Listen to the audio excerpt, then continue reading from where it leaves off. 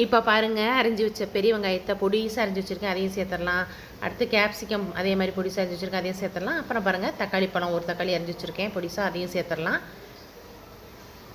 அடுத்தது பாருங்கள், மயோனஸ் சேர்த்துடலாம். இப்போ எல்லாத்தையும் நல்லா மிக்ஸ் பண்ணிடலாம்.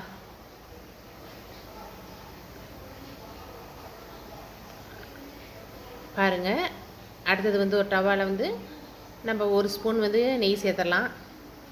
ப்ரெட்டு வச்சிடலாம். இப்போ ரெடி பண்ணி வச்ச அந்த ஸ்டஃப்பை சேர்த்து அதுக்கு மேலே கொத்தமல்லி தழை சேர்த்துடலாம். அப்புறம் பாருங்கள், சீஸ் சேர்த்துடலாம். அப்புறம் பாருங்கள், மேலே வந்து இன்னொரு ஸ்லைஸ் ப்ரெட்டு வச்சிடலாம்.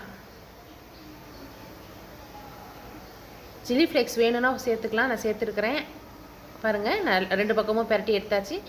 இப்போ நல்ல டேஸ்ட்டான